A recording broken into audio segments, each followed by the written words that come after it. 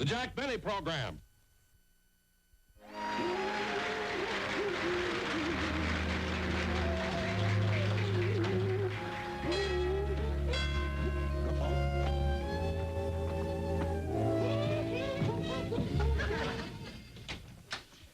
Well, Professor LeBlanc, come right in.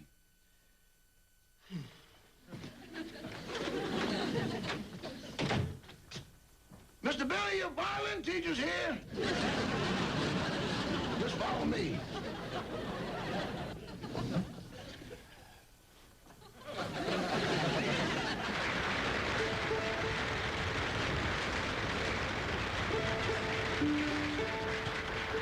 Here we are. Well, good morning, Professor LeBlanc. Good morning, good morning. Rochester, set up the music stand and then fix some lunch, will you? Professor, would you like something to eat? No, monsieur. I would rather not give you a lesson with anything in my stomach. I know how you feel. No, after I eat, I get sleepy, too. There you go. Please, monsieur, let us commence with the lesson. Oh, Professor, there's something I wanted to ask you. Do you really think that you can make a great violinist out of me?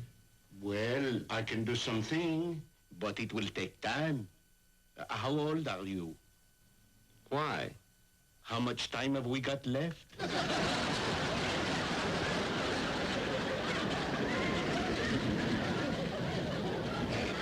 Monsieur, let us commence with the lesson. Okay. Oh, there's the door. I'll get it. You stay here! Rochester will get it. Yes, sir. And close the door. All right, monsieur, let us commence with the lesson.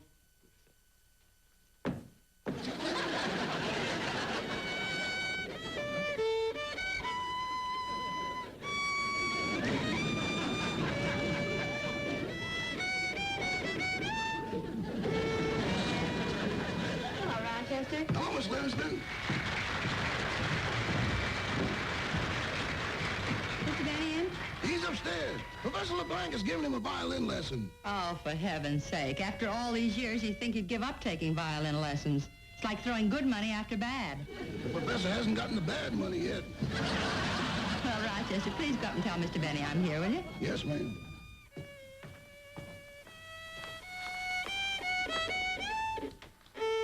Wait! No, Monsieur Benny, you are doing it wrong again. The wrist must be limp. Limp! Remember, this is a violin. That is a bow. You are not casting for trout. But Professor... Let us try it again. Sacre bleu, how many times do I have to tell you smooth? Smooth! Smooth! Yes, sir.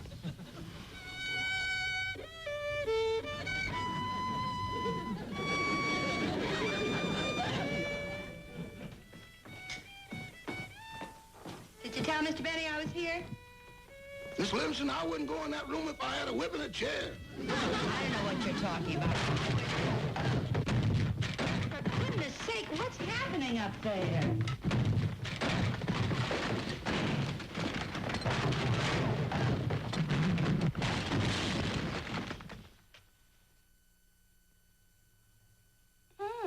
It's quiet now.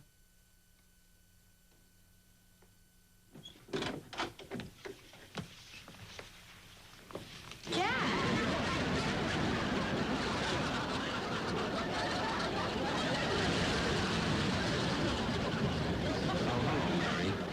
Well, Jack, what happened? Professor LeBlanc, what a temper. Where's the professor? He's gone. Well, we didn't see him come out. He didn't use the door. What? But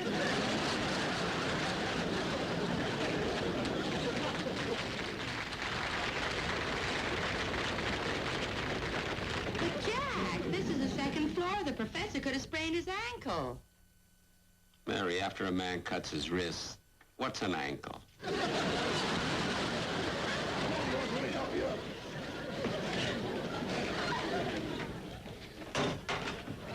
Now, I'll go downstairs and fix you some lunch. Maybe you'll feel better.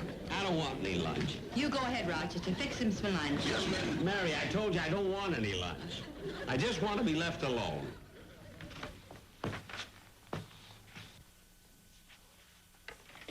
Oh, calm yourself, Jack. You're all upset. Well, of course I'm upset.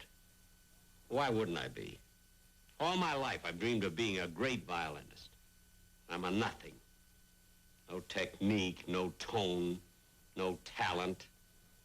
And you... Well, don't argue with me. I'm on your side. Don't be funny. Well, Jack, where are you going? I don't know. I gotta think this thing out. Oh, but Jack, wait a minute. Oh, Jack, don't be so silly. Wait a minute.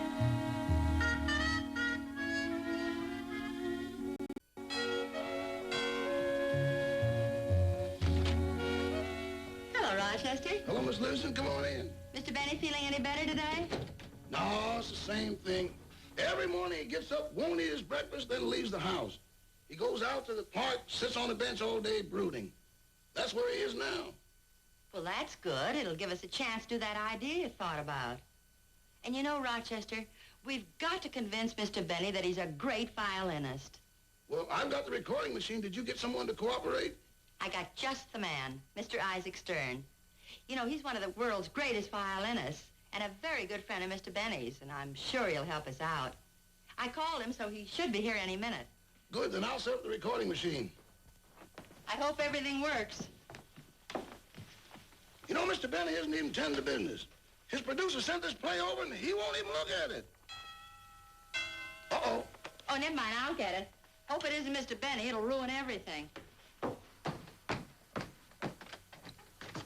Hello, Mr. Stern. Come on in. How are you?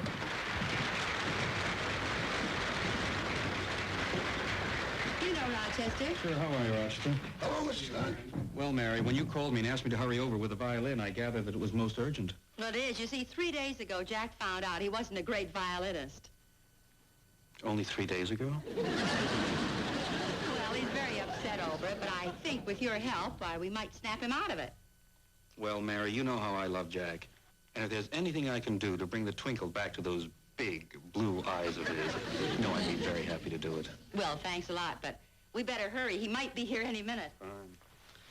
So Jack's really in a bad mood, is he? Yes, sir. All because he found out he's a lousy violinist. Rochester, lousy is a very harsh word. Appropriate, but harsh. Now, what's this plan you have in mind? Well, it's very simple. You see, this is a recording machine. Yes, I know. It starts here. No, Mr. Stern, that's the volume. Oh, I'm sorry. This is a switch.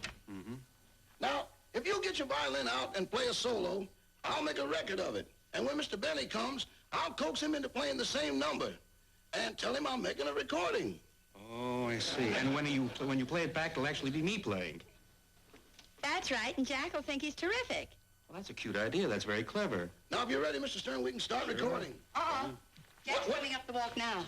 Well, what are we going to do? I haven't made a record yet. See, I've got an idea, Mr. Stern. I think it'll work just as well. What is it? You hide in the closet, and I'll get Mr. Benny to play something and make believe that I'm making a record of it. And when you hear me say playback, you play the same thing that Mr. Benny played. Well, I'm willing to try it. Well, good luck, fellas. I'm going out the back way. Goodbye, Mary. Now, Mr. Stern, you get your violin and come on in here. Okay. Now, if you get hungry, there's a candy machine right behind the vacuum cleaner.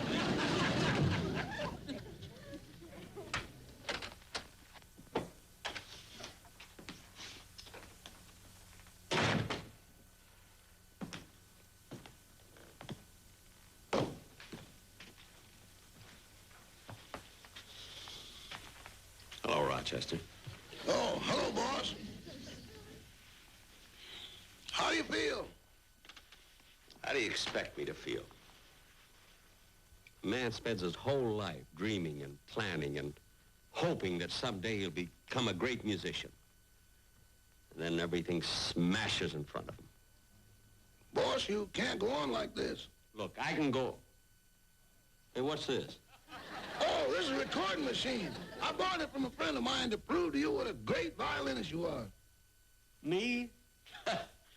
I know what I sound like. But that's just it, boss. You don't know what you sound like. What? When you play your violin, you're too close to it. You're concentrating on your fingering and your bowing. You're too occupied to hear the beautiful music that comes out. Really? Get your violin and play something. This machine will make a record of it, and you'll be able to hear for yourself how beautiful it sounds. Oh, I don't know. No, let me get your violin for you. It's just lying here gathering dust. No, come on, play something. Come on. Well, oh, this is silly. No, come on, play something. Now, here's the microphone. See? And then you just... No, boss. It'll pick up better if you stand facing this way. You see? Right about here. That's it.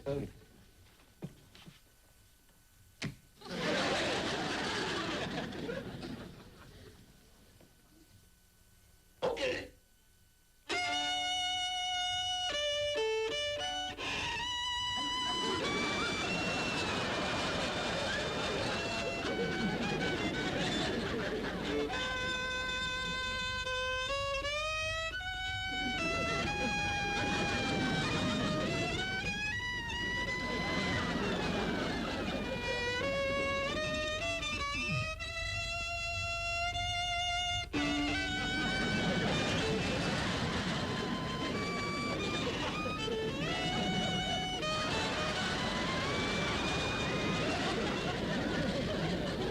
Oh, this is awful.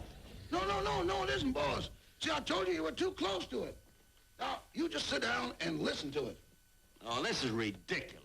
No, just close your eyes. Look, turn around this way. Yeah, relax. And listen to the playback.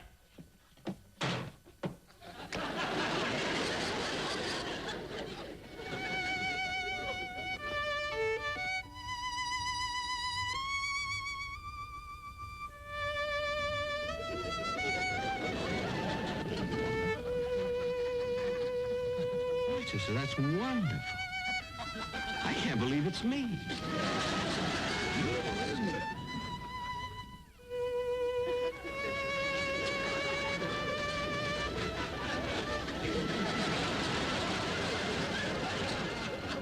The fingering is perfect, but I'll have to work on the bowing a little bit. It sounds a trifle cramped. Could be.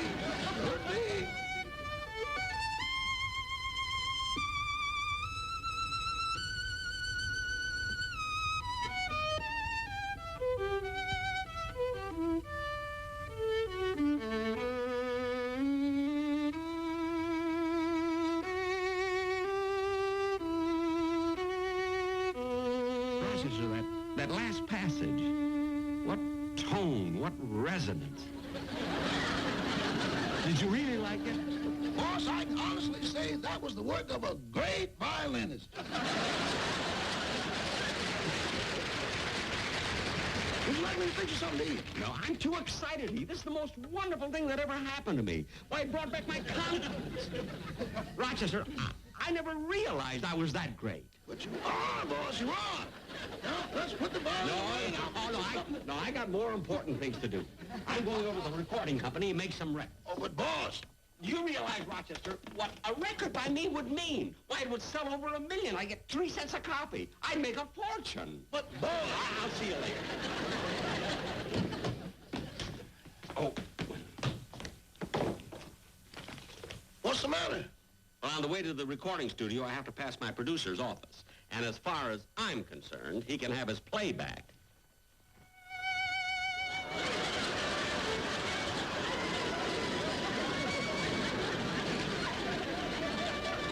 Rochester, what's that? Recording machine. Stop it! Hold it! Play up!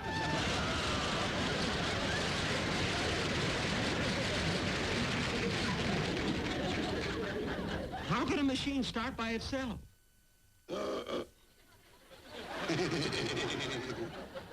Loose switch. Well, I don't want to waste any more time. I'm going to the recording.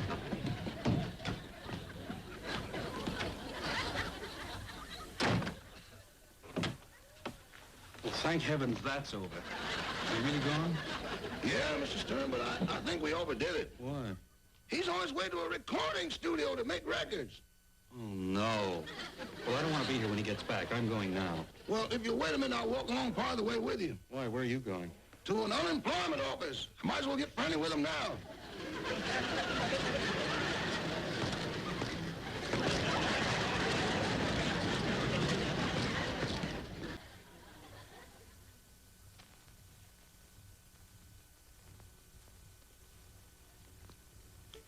Jack Benny and his magic violin. Take one.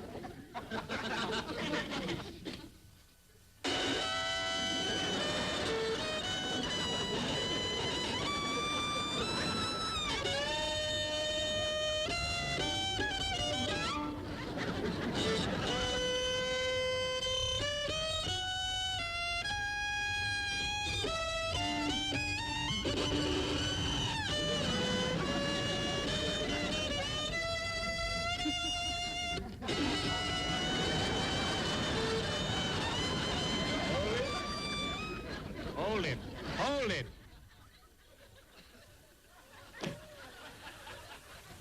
What's the matter? What's the matter? I never heard anything so awful in my life. Well, I've got news for you, Bub. I mean, you've been concentrating so much on my fingering and bowing that you couldn't hear what was coming out. Now, wait till you hear the playback. What? Playback. Jack Benny and his magic violin.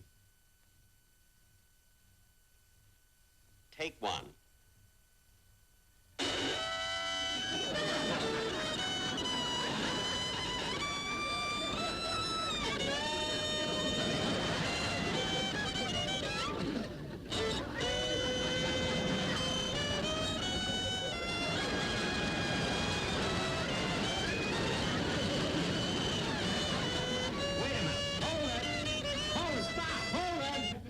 Bad, eh, Benny?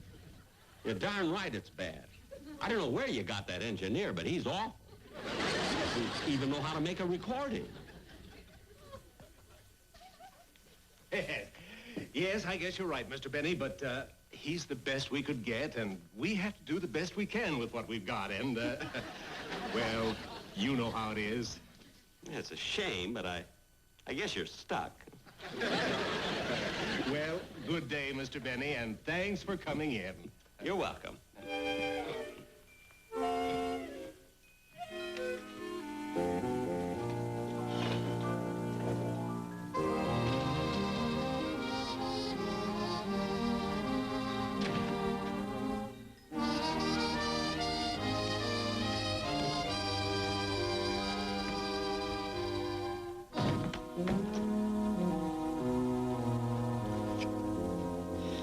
Can't understand it.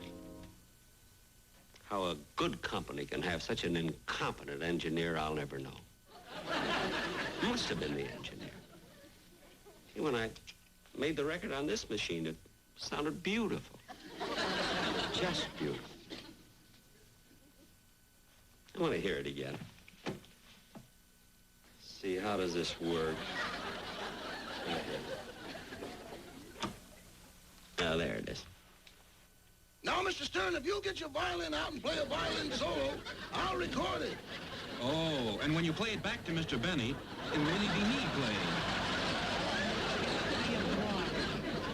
I've got an idea. You hide in the closet. I'll get Mr. Benny to play something, and when you hear me say playback, you play the same thing Mr. Benny played. So that's it. They tricked me. Oh, Rochester! Come in here, I want to talk to you. What about? You know what about. Come in here.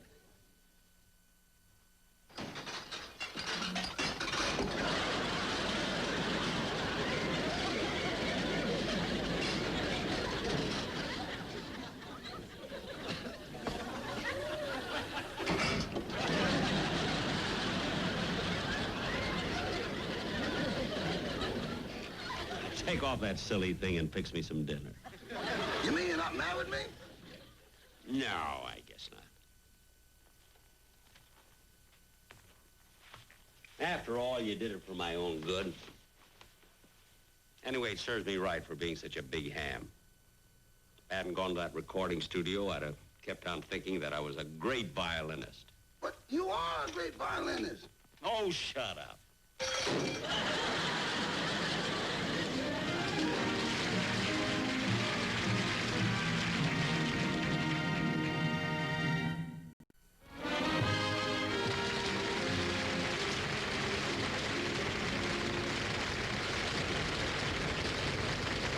Thank you very much, ladies and gentlemen. I also want to thank Mr. Isaac Stern, one of the world's truly great violinists, for being such a good sport. I'd like to have you meet him again, and maybe he'll play an encore for us.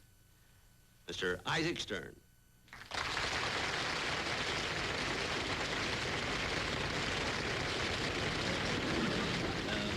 Isaac, I do want to thank you very, very much for being on my show. It was my pleasure, Jack. And you know, now I have the distinction of being the only violinist who's played in the Hollywood Bowl, the Philharmonic Auditorium, Carnegie Hall, and Jack Benny's closet. Yes. Now, Isaac, I'm sure that all of us would like to hear... Oh, do you mind if I look at your violin just Not a at all, moment? Jack. Just be careful, will you? Yes, I will. Beautiful tone. Oh, it's a wonderful instrument. Great help to me. It's cheap, though, isn't it? Cheap?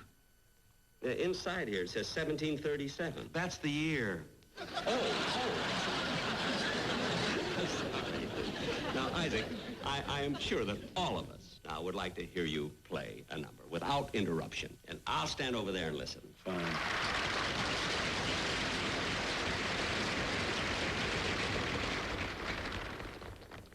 Ladies and gentlemen, with the assistance of my longtime colleague, Mr. Alexander Zarkin, we'd like to play for you the Polonaise Brillante in D major by Wieniawski.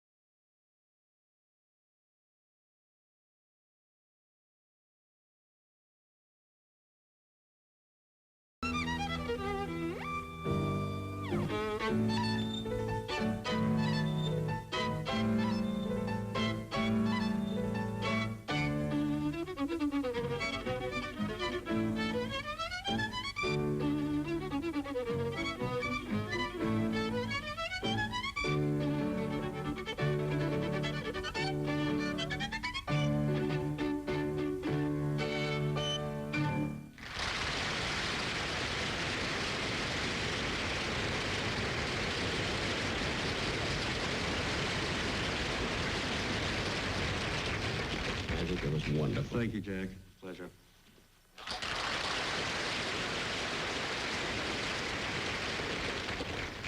I must practice.